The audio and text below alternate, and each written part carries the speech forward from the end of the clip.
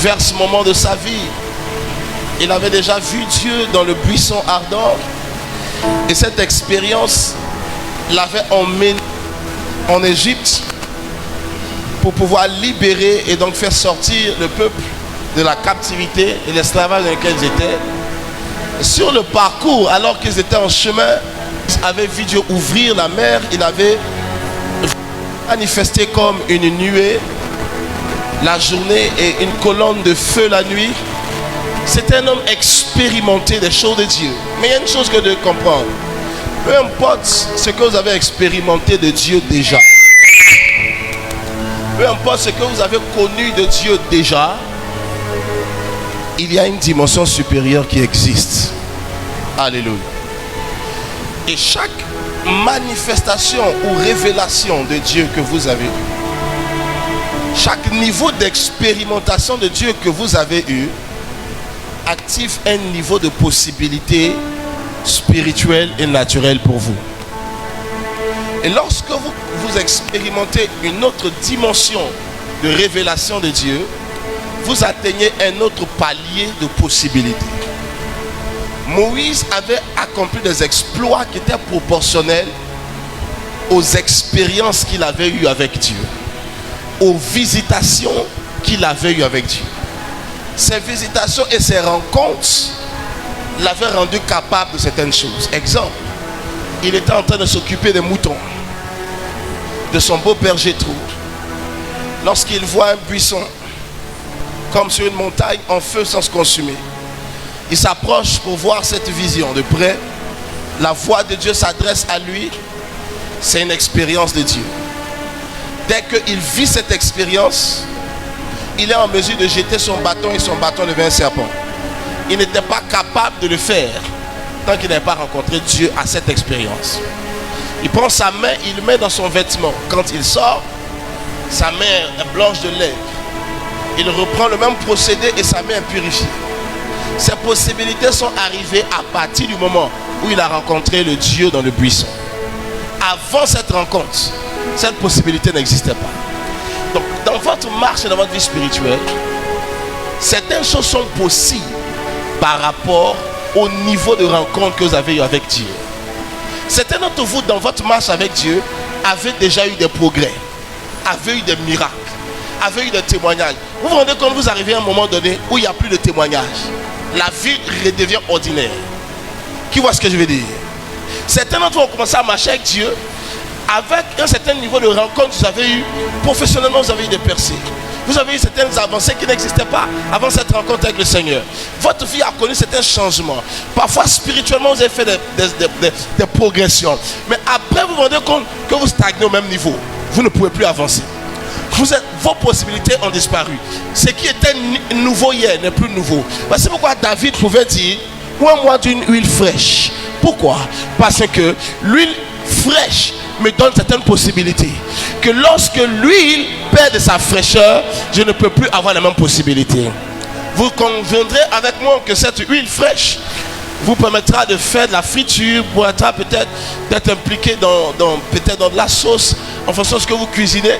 Mais la même huile, peut-être après la friture, perd de sa fraîcheur.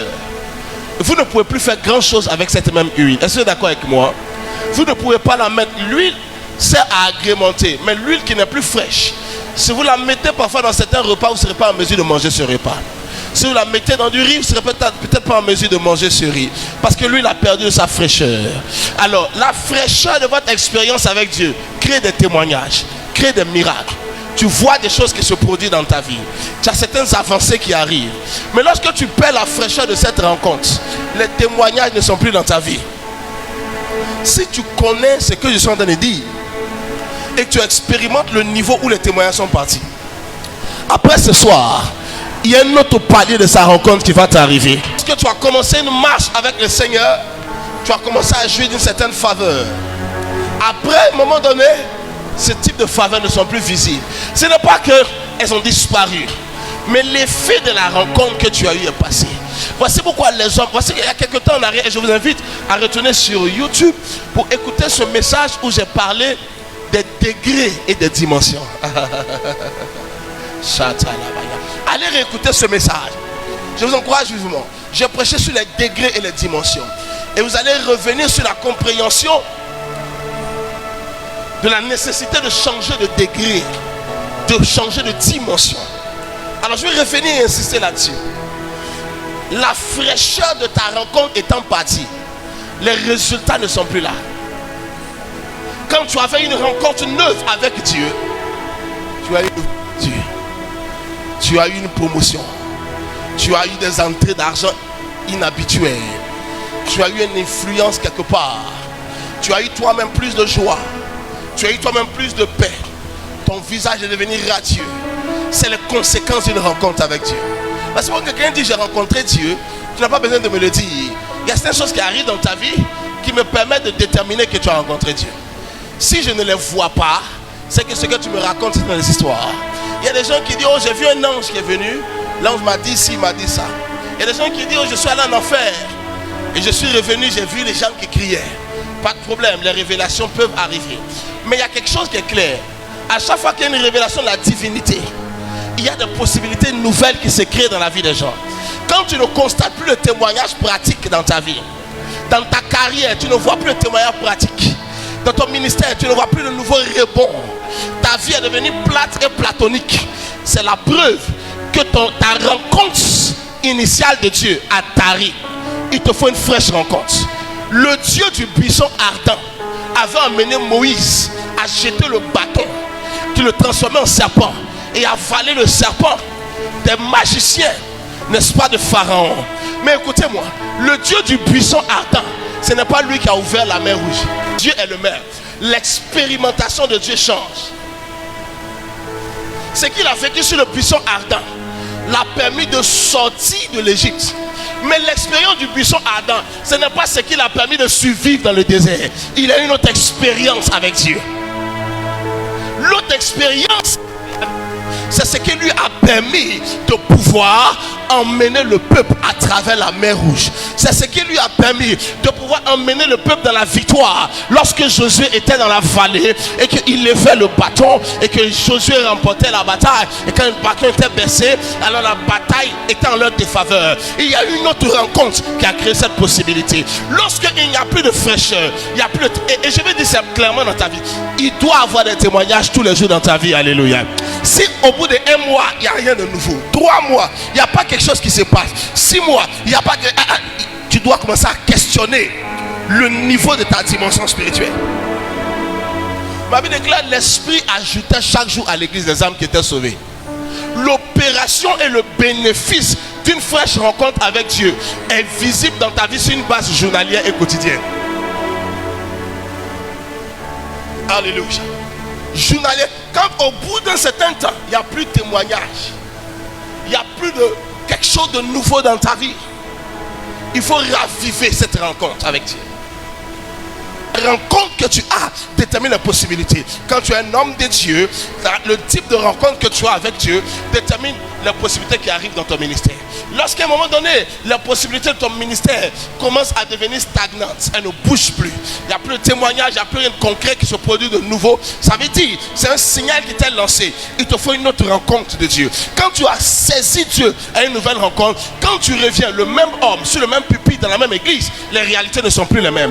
Ton message ne produit plus le même effet dans la vie des gens. Il faut prendre le temps de vous asseoir pour réfléchir avec Dieu. C'est bon? Je vous donne un conseil. Parfois, il faut prendre le temps. Pas pour prier. Il faut prier, oui. Quand tu as fini de prier, prends le temps, assieds-toi. J'ai plein de bloc-notes partout où je vais. Je prends un téléphone pour pouvoir, le type de téléphone qui me permet d'avoir un stylet pour pouvoir écrire. Partout. Je veux m'asseoir. Parfois, je parle en langue chalis, kapayata. Et certains des messages les plus fulgurants que je prêche parviennent pendant qu'ils sont en train de réfléchir. Ton cerveau peut être mixé avec ton niveau spirituel pour avoir des lumières qui te permettent d'avancer. Tais-toi, réfléchis. Tu es un homme d'affaires, réfléchis avec Dieu. Assieds-toi. Parfois, je m'assois à parler en langue pendant 1 heure avec un stylo et je commence à gribouiller des choses. Et je commence à gribouiller des choses. Je commence à écrire des choses. Et ça me donne des choses qui créent des progressions claires. Il faut vous asseoir parfois. Lorsque, dans cette expérience, parce que c'est en réfléchissant qu'il m'a dit change ton niveau et tu verras. Alors, j'ai entamé de le rencontrer de manière plus fraîche. J'ai entamé de le rencontrer de manière plus neuve. Et j'ai réapparu au bout de quelques semaines. un dimanche matin dans l'église. Les yeux rouges. J'aimerais dire à quelqu'un, il y a un moment de ta vie que tes yeux doivent devenir rouges. Parce qu'à un moment donné de ta vie, les gens qui changent les choses, c'est les hommes aux yeux rouges. Les gens qui ont peu d'heures de sommeil. La vie n'est pas une partie de ping-pong. Écoute-moi, le ping-pong, tu tapes, ton adversaire tape. Il y a des règles. Il est obligé de taper avec la raclette. Mais dans la vie, tu peux taper une balle de ping-pong. Ton ennemi va te renvoyer un boulet de canon. Le diable ne joue pas réglementaire. Tu tapes une balle de ping-pong, il t'envoie un missile en retour. Tu pensais qu'il allait te ramener là-bas. Alors tu dois comprendre. Je vais répéter ceci. Les gens qui changent leur vie et qui changent leur monde sont les hommes aux yeux rouges. Je prie que Dieu suscite de cette salle des hommes et des femmes aux yeux rouges. Des hommes et des femmes aux yeux rouges. Des gens, tu les vois, les yeux sont rouges. Ils ont peu d'heures de sommeil, mais ils sont efficaces pour changer les choses. Ils sont performants pour faire avancer les choses. Mon ami, tes affaires doivent marcher. Tu dois devenir un homme aux yeux rouges. Assieds-toi. Je n'ai pas dit tes yeux doivent devenir rouges parce que tu as bu trop de vin. Mais le vin rougit les yeux. Combien d'entre vous êtes d'accord avec moi? Ou du moins l'alcool en général. Hein? Quand tu t'es bien saoulé, tes yeux peuvent devenir rouges. Bien aimé, ce n'est pas de ça qu'il s'agit. Quelqu'un me dira, mais papa, comment tu sais? J'ai vu les gens. Voilà, j'ai vu les gens. Amen. Je ne suis pas passé par là, mais j'ai vu les gens. Ok? Tu comprends ce que je dis? Mais il y a une catégorie dont on appelle les hommes aux yeux rouges. Ils dorment 2 heures, 3 heures par nuit. Ta vie n'est pas confortable et tu as 8 heures de sommeil la nuit. Tu es fort, toi. Tu as besoin d'un contrat qui n'est pas en train de venir. Et tu arrives à dormir de 22 heures le soir à 9 heures du matin. Tu es sérieux? J'aimerais établir ceci clairement dans ton esprit. Les gens qui changent leur réalité sont des hommes aux yeux rouges. Il y a des moments où je viens à l'église, même la lumière, je ne peux pas regarder. Il y a des moments où je monte sur le pupitre, je ne peux pas supporter d'ouvrir mes yeux. Parce que ma nuit n'a pas été une nuit. Ma nuit a été une journée. Ma nuit a été saturée de nombreuses heures. Alors, il y a seulement une 30 minutes entre le moment où j'ai fini de prier et celui où je me suis apprêté pour venir. 30 minutes juste pour reposer un peu ma tête. 30 minutes juste pour être allongé. Parce que depuis parfois 22h, 23h, enfermé dans mon bureau jusqu'à 6h du matin, avant de venir ici, mes yeux sont fatigués. Parfois je n'arrive pas à supporter la lumière. Mais mon message transcende le cœur des gens. Des gens me suivent quelque part à travers le monde de ce message que je prêche. Il dit, il faut que tu sois mon coach. Il faut que tu sois mon père. Parce que ma vie a changé à partir de ce moment. Le message parfois peut être en lui-même peu mystérieux, peu profond en termes de ce que je peux le faire habituellement. Mais l'effet qui accompagne et qui sous-tend le message est ravageur et est terrible. Pourquoi? Parce que je ne suis pas venu comme un prédicateur, je suis venu comme un homme aux yeux rouges. Messieurs, mesdames, entendez ma voix ce soir. Si vos possibilités doivent changer, vos rencontres de Dieu doivent changer. Et l'une des principes, et je vais assez vite en besogne, mais je vais y revenir tranquillement. L'un des principes qui garantit que le résultat se produit, c'est que vous soyez des hommes aux yeux rouges. Pas que tes yeux sont rouges parce que tu as fait toute une nuit à pleurer et à te lamenter sur ton sang. Mais tes yeux sont rouges parce que tu as pris le temps pour le chercher. Que cette paresse quitte ton système au nom de Jésus. Tout à l'heure, je vais prier pour toutes les personnes qui veulent prier mais qui n'arrivent pas. Je vais mettre ma main sur ma tête pour toutes les personnes qui sentent leur âme en train de leur dire viens, viens, viens, viens. Parfois leur âme, leur esprit est en train de leur dire viens dans la présence. Mais ils n'arrivent pas à trouver l'énergie. Ils ont la volonté mais n'ont pas l'énergie. Je vais prier pour vous tout à l'heure.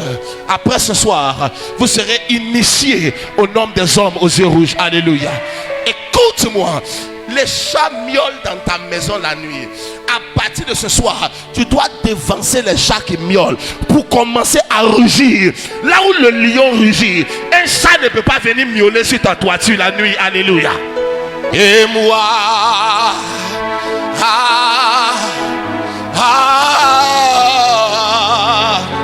je suis perdu sans toi.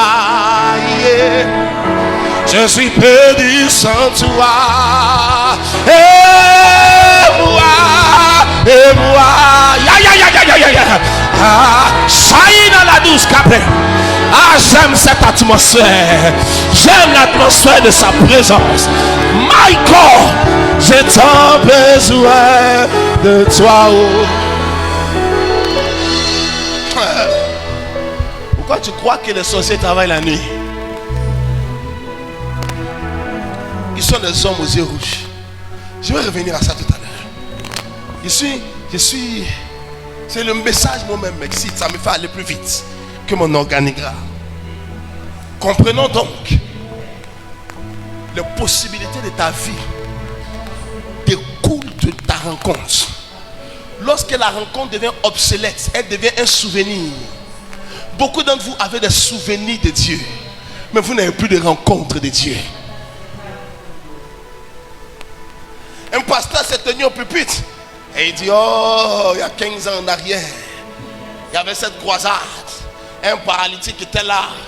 Il s'est levé, il a marché. Et il y a un paralytique qui est assis là maintenant. Lui, il ne se lève pas. Il y a 15 ans. Et ce qu'il dit n'est pas faux. Mais ce n'est plus valable aujourd'hui pour le monsieur qui est là. Pas que le monsieur est faux.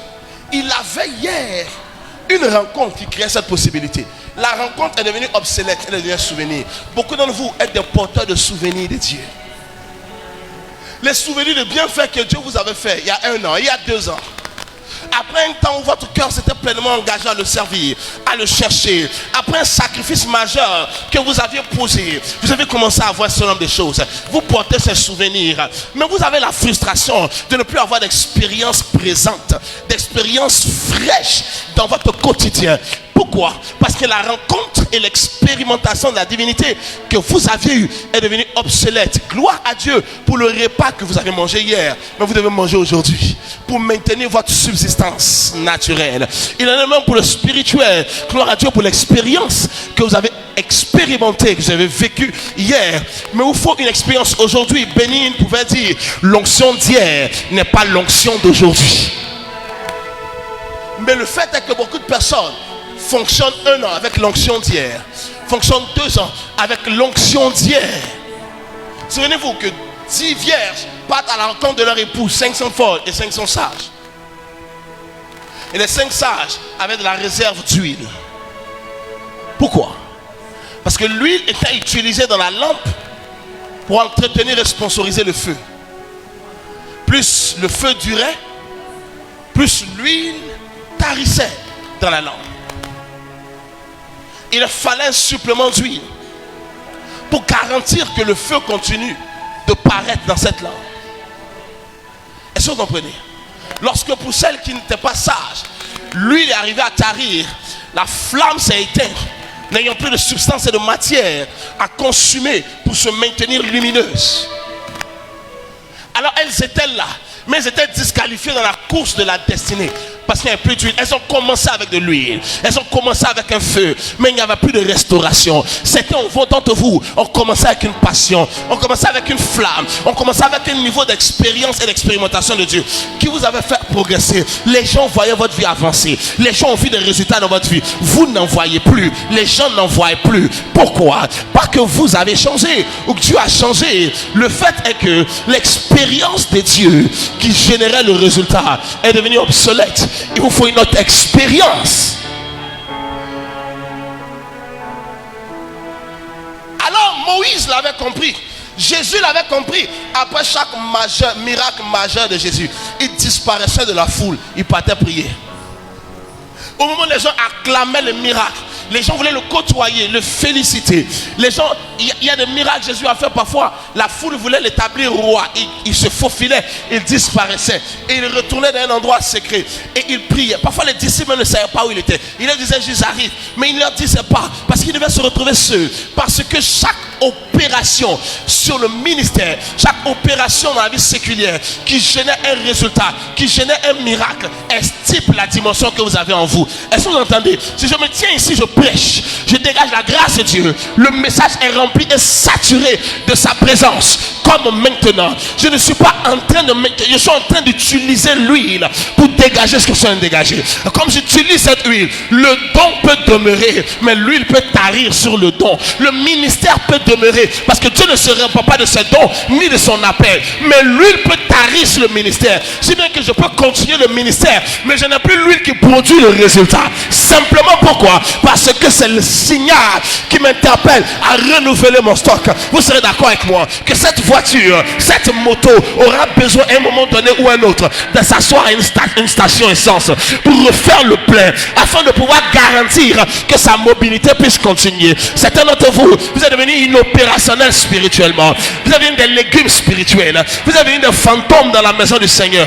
Vous essayez de maintenir votre foi, mais parfois vous êtes frustré. Vous n'aurez pas assez d'honnêteté pour venir dire papa tel que tu me vois. Même venir à l'église, je n'ai plus envie. Tu n'aurais pas assez de courage de venir dire frère, aujourd'hui je ne crois même plus. Un jour, une fille était assise devant moi qui est à l'église depuis longtemps, depuis des années. Et j'ai commencé à parler avec elle pour l'entretenir sur sa marche et lui donner de croire que le Seigneur est fidèle. Elle a été très honnête avec moi. Elle m'a dit papa, est-ce que je peux, vous n'allez pas vous fâcher, je ne parle moi. Elle dit je ne crois plus. Tu viens à l'église tous les jours? Oui. Tu sais? Oui. Tu ne crois plus? Oui. Tu veux quoi ici? Non, je sais que Dieu est Dieu, il ne peut pas le laisser. Mais franchement, je ne crois plus. Ce n'est pas le genre de choses qui arrivent parce que tu n'as pas de résultat. C'est le genre de choses qui arrivent parce que tu n'as plus de feu. On n'arrête pas de croire parce qu'on cherche de l'argent et l'argent n'est pas arrivé.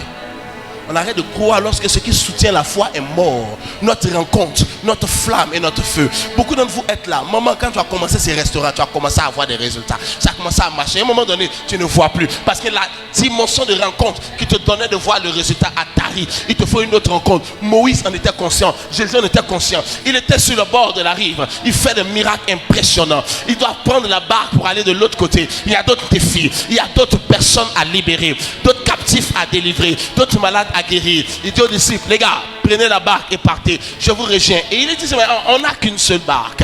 On n'a qu'une seule barque. Si on part, comment penses-tu pouvoir nous rejoindre? Ne vous inquiétez pas de cela. J'arrive. Et vous savez, il est parti sur la montagne. Parce qu'il venait de déployer quelque chose. Vous ne me croyez pas, quand la femme qui avait la perte de sang l'a touché, il lui a dit, qui m'a touché? Parce que la Bible explique pourquoi il a posé cette question. Parce que la Bible dit, à l'instant, une grande force venait de sortir de lui. Quand tu pries, une force sort. Lorsque tu exerces ministère, une force sort. Lorsque tu capitalises sur l'onction et la grâce de Dieu pour aller travailler, pour aller tenter le coup quelque part, une force sort et ça crée un déficit. Lorsque tu ne le combles pas, tu pars de déficit en déficit jusqu'à ce que ta vie spirituelle devienne dans le rouge. Elle devient déficitaire. Elle ne peut plus te porter. Tu pries, même le démon ne quitte pas. Tu pries pour le mauvais rêve. Demain, le mauvais rêve s'amplifie 2 fois. Pourquoi? Simplement parce que la substance qui soutient la productivité de ta spiritualité a été étiolée. Aïe, aïe, aïe, aïe, aïe, aïe, aïe, aïe, aïe, aïe, aïe. Jacatoscopa. Mon ami, les gens de mystère, les gens de profondeur, ça s'acquiert là-bas, dans le creux du rocher. Dieu m'a dit, ne cherche pas à convaincre les gens, viens avec une dimension. La dimension va la convaincre. Ainsi donc, si ton niveau n'arrive pas à convaincre la prospérité, c'est que ton niveau a besoin d'être amplifié. Si ta dimension n'arrive plus à faire bouger tes finances, n'arrive plus à faire bouger ta vie professionnelle, n'arrive plus à faire bouger ton foyer, ton niveau de rencontre doit être rafraîchi. Moïse l'avait compris. Pour revenir dans le texte, alors qu'est-ce qui se passe? Il dira, je veux voir ta gloire. Le fait est que il avait déjà expérimenté sa gloire. Le fait est que il avait déjà vécu cette gloire à diverses occasions. Mais il était arrivé à un autre palier. Il y avait d'autres types de défis. Comme aujourd'hui, une nouvelle année en train de se dérouler. Il y avait d'autres réponses à apporter à plusieurs problématiques qui étaient de se profiler à l'horizon.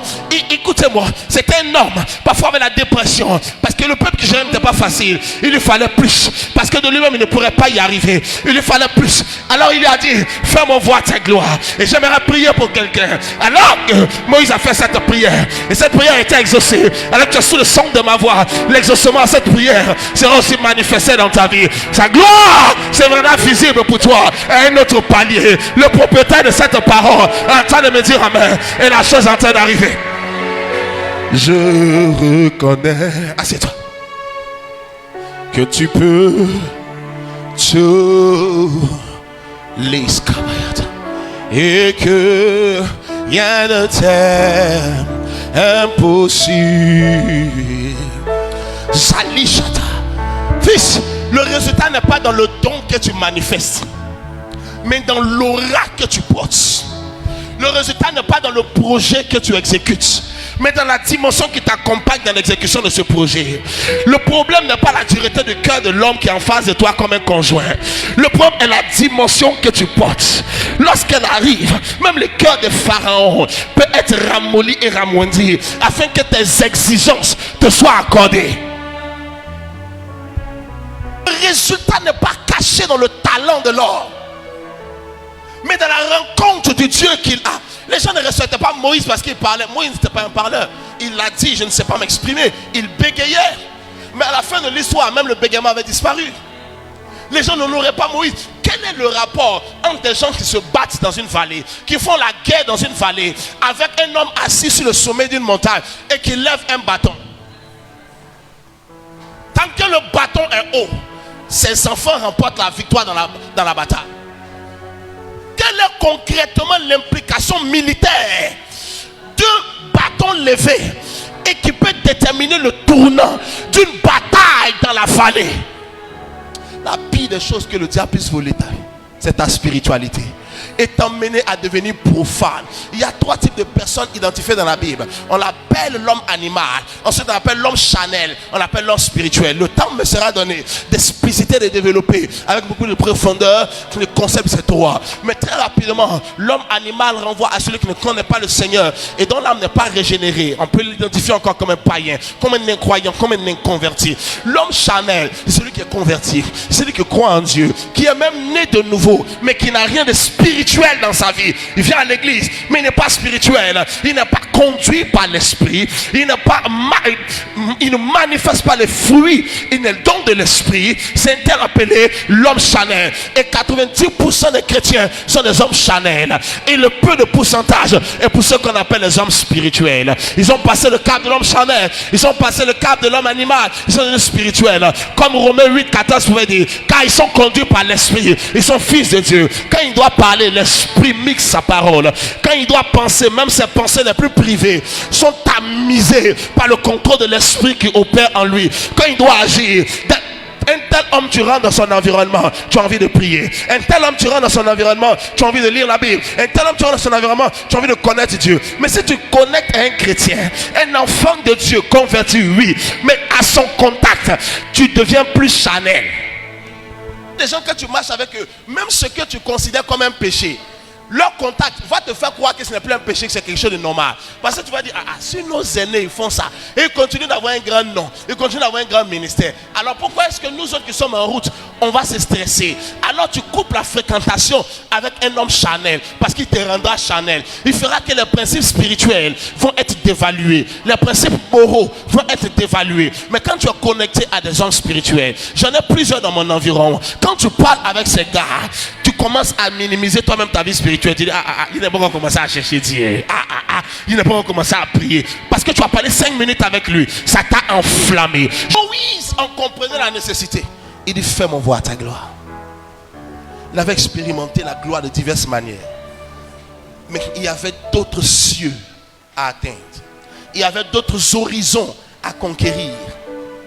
Peu importe ce que tu as vu de Dieu, ne sois pas si habitué. Il y a plus.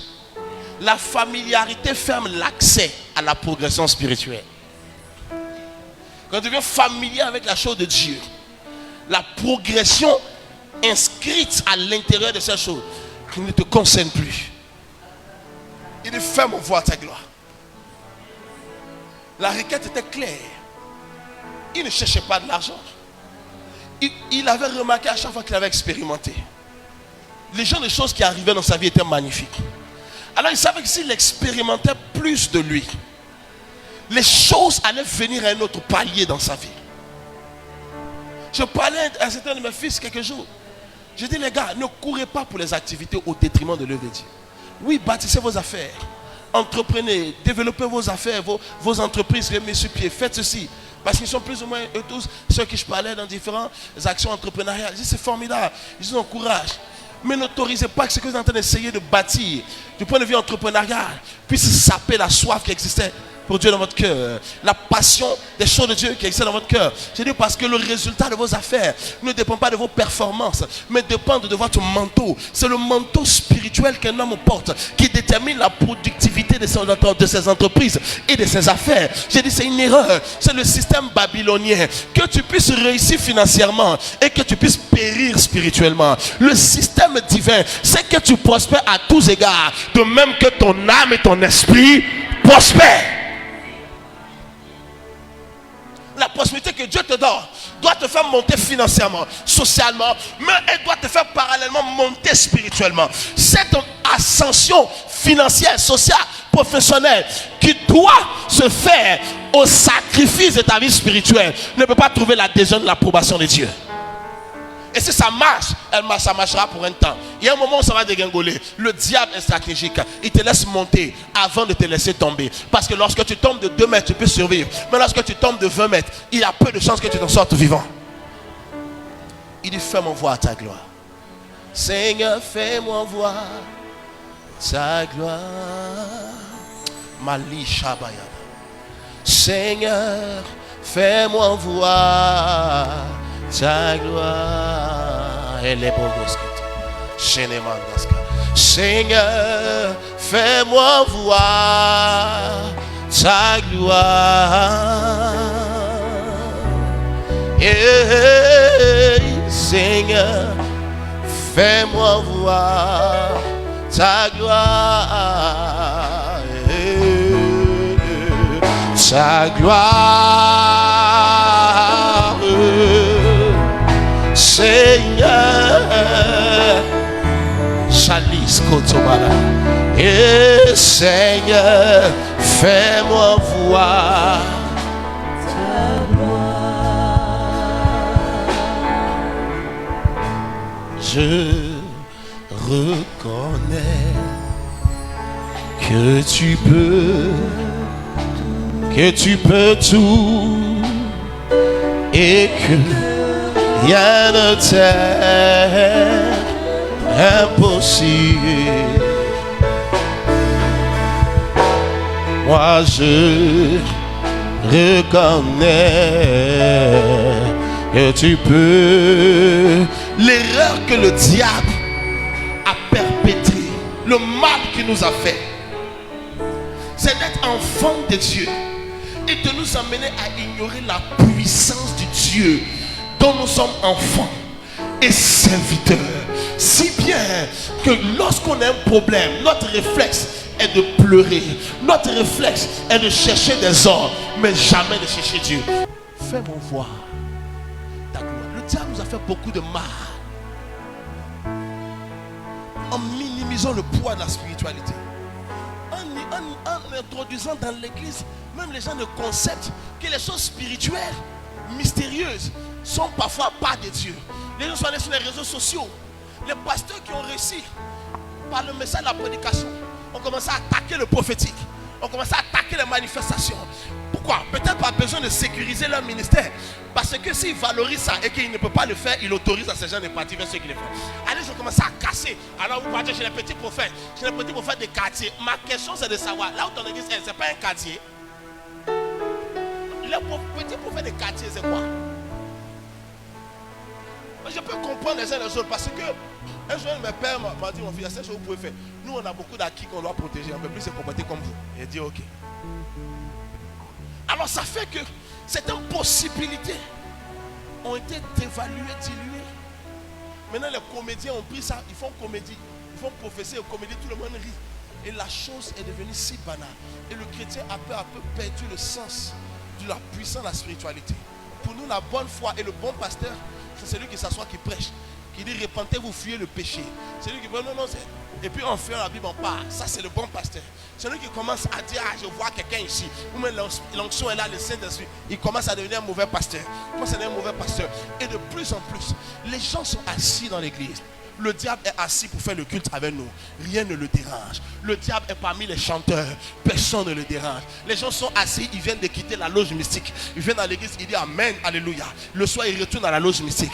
Il n'y a rien qui les dérange. Jésus a dit, vous ne connaissez ni les Écritures, ni la puissance de Dieu. Il n'a pas dit, il disait aux pharisiens, il dit, vous ne comprenez ni les Écritures, ni la puissance. Ce qui veut dire, dans l'économie de Dieu, il y a la portion des Écritures et il y a la portion de la puissance. Alléluia. Et c'était exactement ce que Moïse cherchait. Montre-moi ta gloire. Si je l'ai vu, le monde saura que je l'ai vu par les réalités de possibilités. S'il n'y a plus le témoignage, ta vie chrétienne est devenue sans rebondissement. Il te faut une nouvelle rencontre. Alors l'homme a dit, fais-moi voir ta gloire. Mais mon intérêt, c'est la réponse de Dieu. Il dit, viens, je vais te montrer un endroit près de moi. Il dit, je vais te montrer un endroit près de moi. Est-ce que vous vous souvenez de cela? On l'a lu tout à l'heure dans l'étude. Il dit, je vais te montrer un endroit près de moi, sur la montagne. Plus tard, David dira en psaume 24 qui montera à la montagne de l'Éternel. Quelle est l'image renvoyée par le concept de la montagne? C'est l'image de la prière et la recherche de la face de l'Éternel. Ou encore ce qu'on appelle la consécration. Il dit, viens, je vais te montrer un endroit à côté de moi, sur la montagne. Jésus priait sur la montagne. Alors Élie priait sur la montagne. Le concept revient de manière récurrente à divers endroits de la Bible. Ça renvoie à la consécration. La consécration, c'est l'engagement personnel de se mettre à chercher Dieu dans la prière, dans le jeûne, dans la lecture de la Bible. Le couple peut prier ensemble, mari et femme. C'est très important et c'est très bénissant. Mais la consécration est une démarche personnelle et individuelle pour te mettre sur la montagne. Il a dit, viens sur la montagne, viens seul, que personne ne t'accompagne. Je ne veux même pas un mouton qui va rôder autour de la montagne. Viens seul. Quand tu pars prier, tu pars avec ton WhatsApp, tu pars avec ton Facebook, tu pars avec les SMS, tu pars avec les coups de téléphone. Tu pries un peu, tu réponds un peu. Tu pries un peu, tu zappes un peu. Tu pries un peu, tu regardes Facebook un peu. Tu pries un peu, tu réponds WhatsApp un peu. Souvent même tu pries un peu et tu téléphones beaucoup dans la prière. Il dit, viens seul. Même aucun mouton ne doit venir là. Autour de la, viens seul. Monte sur la montagne. Tu veux voir une nouvelle dimension de rencontre, consécration. Moïse s'occupait d'un mouton. Alors il voit sur la montagne le puissant en feu qui ne se consume point. L'image est apparue et l'a détourné de sa course. Il laisse les moutons, il laisse l'occupation, il s'engage seul dans un mouvement ascensionnel pour atteindre le sommet où cette expérience était manifeste. Alors en ce moment, il est isolé de son travail, isolé de ses charges et de ses moutons, focalisé sur l'image et sur la voix de Dieu qui sortait du buisson. Quand il sort de là, il redescend, les données ne sont plus les mêmes. Consécration pour produire une nouvelle visitation, une nouvelle rencontre avec Dieu. Deuxième des choses, il dit, tu monteras d'un endroit près de moi, sur la montagne. La consécration te rapproche de Dieu. Ta proximité de Dieu détermine l'efficacité des résultats que tu obtiens dans la vie. Le diable ne te combat pas de venir à l'église, il te combat d'être proche. Il te combat d'être proche. Asseyez-vous les filles, asseyez-vous. Il te combat d'être proche. Deuxièmement, il dit, quand tu seras monté sur la montagne, je te cacherai dans un creux. Voici pourquoi mon sujet, c'est le creux de la montagne. Il dit, je te mettrai dans un creux de la montagne et je te couvrirai de ma main. Et quand je passerai, tu ne verras pas ma face au risque de mourir, mais tu verras ma gloire de dos. Et le chapitre suivant, qui était le 34, n'est-ce pas? Il dit, l'Éternel arrive et l'Éternel annonce son arrivée. Et l'Éternel proclame son nom. Tout ça, l'homme était où? Il était dans le creux. D'abord, il devait monter sur la montagne. Ensuite, quand lui, il monte sur la montagne, c'est Dieu qui le met dans le creux de la montagne. Le creux de la montagne, ça représente la consécration et la proximité de Dieu. Le creux de la montagne représente l'intimité de Dieu. Toi, tu t'engages marches dans la consécration pour t'approcher de lui. Quand Dieu te voit constant à te consacrer, à s'approcher, lui-même maintenant, il te prend et il te rentre dans son intimité. Quand tu rentres là-bas, les gens peuvent t'insulter et puis tu ris. Ton cœur ne peut plus s'élever. Les gens peuvent te piétiner et puis tu dis allez les gars, allez, Dieu bénisse. Sans rancune, sans arrière-pensée. Parce que là où tu es rentré, tu viens de sortir au niveau ordinaire de l'humain. Tu es rentré dans l'intimité, là où le cœur de Dieu part.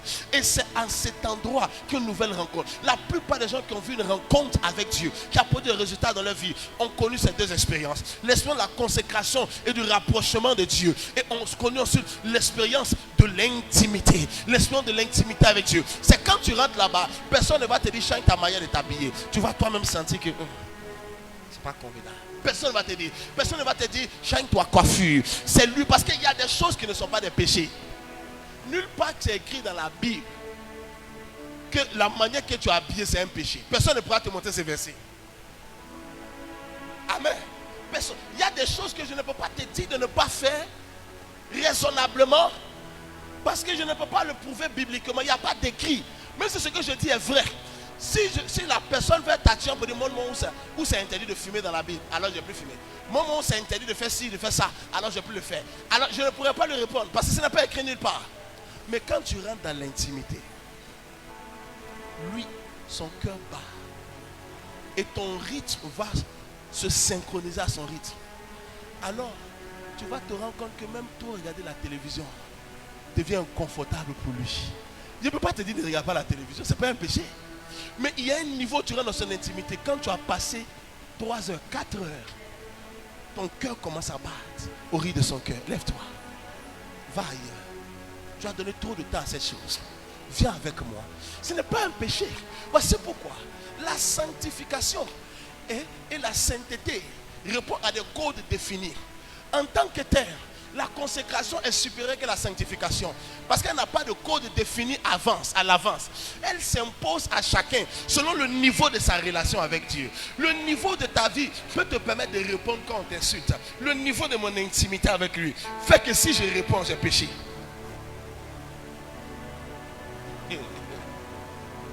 Fait que si je réponds, j'ai péché. On n'est plus sur le même palier. Quand on arrive là, on n'a plus les mêmes possibilités.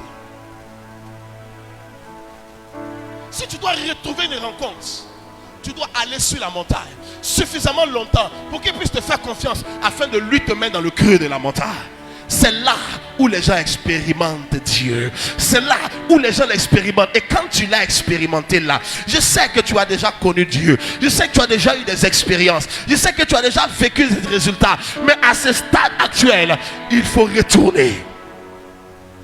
Lorsque tu es devenu froid, tu es devenu flegmatique, lorsque tu es devenu habituel, profane, lorsque tu es devenu plat et platonique en ce qui concerne les choses de Dieu, lorsque tu les fais parce qu'il faut les faire, à un moment donné les résultats ne sont plus visibles. Ça veut dire il y a un autre niveau à atteindre. Parfois l'onction de l'homme, parce que le premier aspect c'est avec Dieu, ensuite le second peut être rattaché à l'onction de l'homme que Dieu met sur ta vie comme un père, comme un coach, comme un leader, comme un mentor, comme un conducteur spirituel. Son onction a un profil pour ta vie en fonction du niveau de ta consécration, du niveau de ta connexion. Alors ça devient ta proximité, parce qu'il dit je te montrerai un endroit sur la montagne. Proximité, un endroit à côté de moi. Lorsque tu arrives dans la proximité, tu es constant dans la proximité, tu vas entrer dans l'intimité de cette onction. Le niveau d'un marche pour toi sera différent du niveau d'un marche pour les autres. Monsieur, laisse la situation qui t'énerve, va sur la montagne, reste suffisamment longtemps pour qu'il puisse te faire entrer dans le creux de la montagne.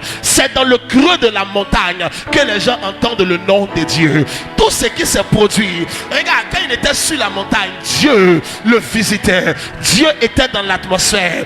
Mais ce qui s'est produit lorsqu'il est rentré dans le creux était différent. Quand il est rentré dans le creux de la montagne, des événements mystérieux ont commencé à se produire. Il dit Dieu arrive, et Dieu annonce que c'est l'Éternel qui arrive. Il est l'Éternel compatissant. Il est riche en miséricorde. Il est lent dans la colère. Ces choses étaient redoutables. Elles arrivaient pendant qu'il était dans le creux, pendant qu'il était dans l'intimité. L'intimité, c'est l'endroit où ton expérience de la divinité est personnalisée. Vous pouvez être assis ensemble, mais vous n'avez pas la même manière de le connaître. Vous êtes assis, quelqu'un est agité, et puis tu es calme. Mais mon frère, pourquoi tu es calme? On a la même confrontation de la même réalité. Frère, tel que tu me vois assis à côté de toi, je suis dans le creux de la montagne. Alléluia. Dans le creux de la montagne, il y a autre chose qui se produit. Il dit, quand tu es dans le creux de la montagne, ma main te couvrira. Alléluia. La main de Dieu opère manifestement et continuellement sur les hommes qui sont dans le creux de la montagne. L'accompagnement de la main de Dieu a ceci de mystérieux,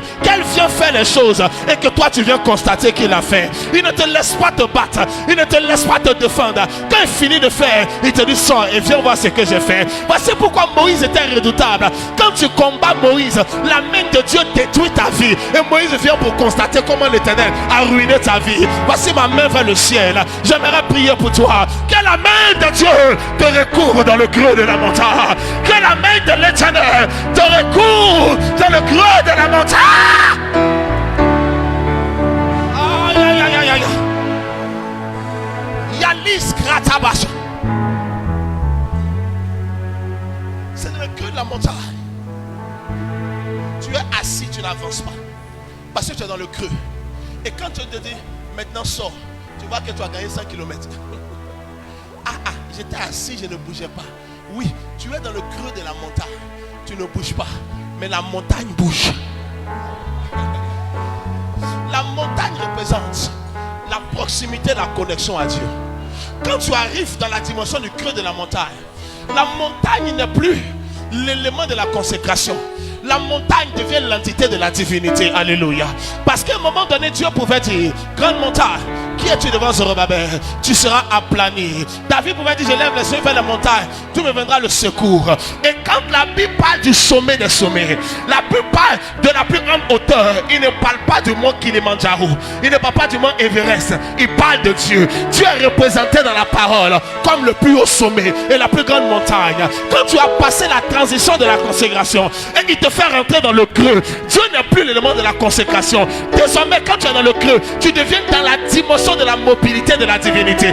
Alors ta hauteur et ton niveau d'ascension ne dépend pas de l'échelle que tu as utilisée pour monter, mais ça dépend de la grandeur au sommet du Dieu, au sommet duquel tu as pu rentrer. Alléluia. Lorsque tu rentres à l'intérieur du creux de la montagne, ta progression ne détermine pas par tes pas, mais c'est déterminé par les pas de Dieu. Dans le creux de la montagne de qui tu te trouves. Alléluia. Il reste dans le creux de la montagne. Moïse était mystérieux parce que c'était un homme qui connaissait le creux de la montagne. Tu insultes Moïse, l'Éternel ruine ta vie. Moïse lui va demander pardon pour toi. Pourquoi? Parce qu'il était dans le creux de la montagne. Madame, le foyer ne va pas comme tu veux et tu penses devoir faire des muscles pour pouvoir changer les choses. Trouve le creux de la montagne. Lorsque tu es là-bas, tu verras Dieu passer. Lorsque tu es là-bas, tu entendras sa voix passer. Quand tu sortiras du creux de la montagne, tu trouveras qu'il avait déjà livré la bataille et il te fait sortir pour la victoire. À un moment donné, Élie était troublé par la menace de Jézabel. Il est parti dans la montagne. Quand il est arrivé à la montagne, il était triste. Alors il a vu un vent impétueux qui a soufflé. Il pensait que Dieu était là, mais Dieu n'était pas là. Il avait une tempête de feu. Il dit sûrement Dieu est là, mais Dieu n'était pas là. Et après la Bible dit, il y a eu un doux murmure. Un doux murmure. Le doux murmure, c'est le signal de l'intimité. Dans l'intimité, on ne crie pas avec Dieu. Il y a deux dimensions de la prière. Il y a la prière où on prie. Ragayagada, Shatapa, intervient. Elle est formidable, mais c'est le stade initial. Il y a le niveau de la prière où les mots n'ont plus de place. C'est le cœur qui parle au cœur. Quand tu es assis avec lui, les larmes coulent comme une fontaine. Tu ne sais pas d'où elles sont. Rien d'autre ne saisit ton cœur. La grandeur de Dieu apparaît si colossale à tes yeux. Quand tu sors de la dimension de l'intimité, tu ne te bats plus. C'est sa main qui livre la bataille. Il dit, ma main te couvrira. Quelle était la nécessité de le couvrir dans le creux de la montagne? Aucun péril ne pouvait l'atteindre quand il était dans le creux de la montagne. Aucune tempête ne pouvait le déstabiliser quand il était dans le creux de la montagne. Galilée, et chacun d'entre vous, sous le son de ma voix, après aujourd'hui, que tu sois initié dans le creux de la montagne. Emmène-moi dans le creux de la montagne.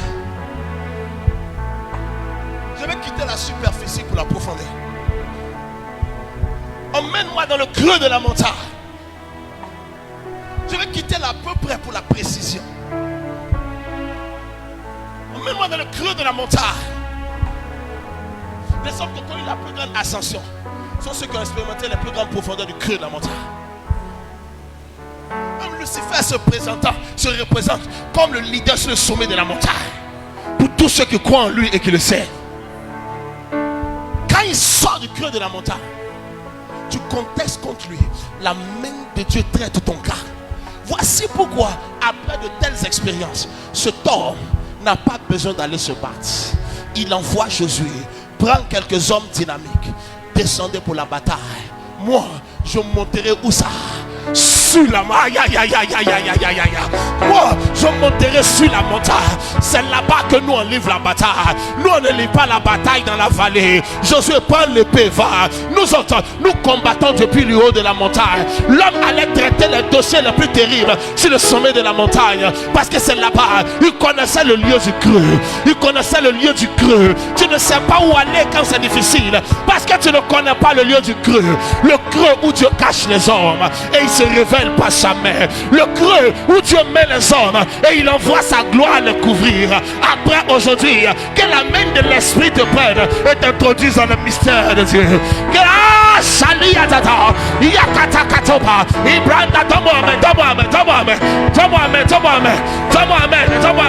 sa gloire est ici.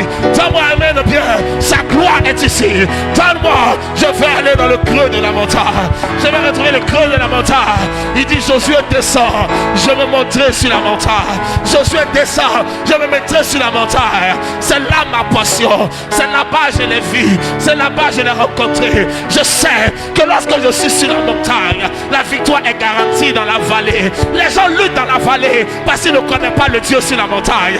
Ils ne connaissent pas le creux du rocher. Aujourd'hui, je t'initie dans le creux du rocher. Je t'initie dans le creux du rocher. Je t'initie dans le creux du rocher. Ton amen emmène l'esprit à te conduire. Ah, si tu peux t'asseoir, il faut t'asseoir. Lord, I want to know you better than I know me. Teach me, Lord, to know your ways, to know your truth.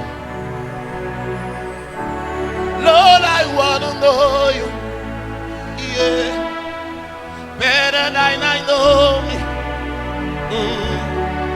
Teach me, Lord, to know your ways, to know your truth. Keep on calling, calling, I will answer. Keep on drawing, drawing, I will come. Yeah, Lord, I want to know you better than I know me. Teach me, Lord, to know your way, to know your truth. Lord, I want to know you, yeah, better than I know me, yeah. Teach me, Lord, to know your ways, to know your truth. Chalice Kabarouska. Je veux aller dans le creux du rocher. Avez-vous découvert? Il dit Israël a sucé le miel du rocher. Ma question est de savoir quel rocher produit le miel. Il dit l'huile. Israël a sucé l'huile du rocher le plus dur. Ma question c'est de savoir quel type de rocher fabrique de l'huile. Vous vous comprendrez que l'image du rocher n'envoie pas à une entité rocailleuse. Le rocher lui-même renvoie à une personne. Alléluia. Ma Bible dit de lui qu'il est la pierre angulaire, pierre rejetée par les bâtisseurs. Cette pierre, quiconque tombe sur elle sera détruite. Et si cette pierre tombe sur cette personne sera anéantie. C'était ce même rocher, alors qu'il y avait un manque d'eau et que le peuple se plaignait. Jésus, le Seigneur dit, je te montrerai un rocher. Tu iras et tu taperas ce rocher. Tu taperas ce rocher et l'eau sortira. Et tape le rocher. Quel est le rapport entre le coup sur le rocher et l'eau pure qui sort de ce rocher? Plus tard, alors que vous arrivez dans un autre endroit et que la même crise de manque d'eau se présente, il dit à Moïse, je te montre encore le rocher, mais cette fois-ci ne tape pas le rocher, parle au rocher. Mais Moïse, sous la pression des gens qui étaient autour de lui, a encore frappé le rocher. Dieu a honoré, l'eau est sortie. Mais ce jour-là, Dieu a dit à Moïse, tu ne vas jamais rentrer à Canaan. Monte sur la montagne, encore sur cette montagne. En d'autres termes, reviens en moi. Je vais te montrer, tu vas le voir de tes yeux. Mais sur la montagne, tu meurs ici. Ma question, pourquoi pour avoir frappé un rocher 2 fois, on le tue et on lui refuse l'accès à Canaan? Parce que ce n'était pas un rocher. Le rocher, c'était Christ. Christ est venu sur la terre. On l'a frappé 1 fois, on l'a tué, il est mort. Mais on ne peut pas le tuer 2e fois. La 2e fois, tu demandes et il te donne. Tu parles et il t'accorde. Comme il a frappé l'ombre dans la Bible, c'est l'Ancien Testament. Comme il a frappé, l'eau est sortie. Le symbole de sa mort et de sa crucifixion. Mais on ne peut pas le crucifier 2 fois. Quand il est mort 1 fois et que tu as besoin de lui, maintenant tu parles et il te donne l'eau de vie. Alléluia. Mais comme il a frappé 2e fois, il dit c'est une erreur impardonnable. Tu vas monter. Le mystère du creux de rocher. Moïse n'était pas là quand on créait la terre. Moïse n'était pas là. Mais c'est Moïse qui a expliqué Genèse. C'est Moïse qui a expliqué Exode. C'est Moïse qui a expliqué Lévitique. C'est Moïse qui a expliqué Nombre. C'est Moïse qui a expliqué Deutéronome. Comment l'homme savait? Parce que dans le creux du rocher, il a vu Dieu passer. Et il a vu le dos de Dieu. Oh, le dos de Dieu, c'est le passé de Dieu. Lorsqu'il a vu le dos, il a vu le passé de Dieu. Il a vu comment Dieu a créé le monde. Il a vu comment Dieu a changé la terre. Il a vu comment Dieu a fabriqué. Moïse a assis. Il dit au commencement, Dieu créa les cieux et la terre.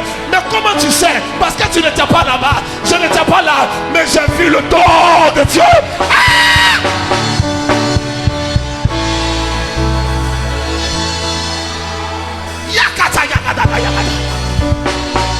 Parce que j'ai vu son dos. J'ai vu son origine. J'ai vu son passé dans le creux du rocher. Suivez le Révérend sur les réseaux sociaux, Facebook et YouTube Révérend Michael T officiel, Instagram I am Michael T, TikTok @Révérend Michael T.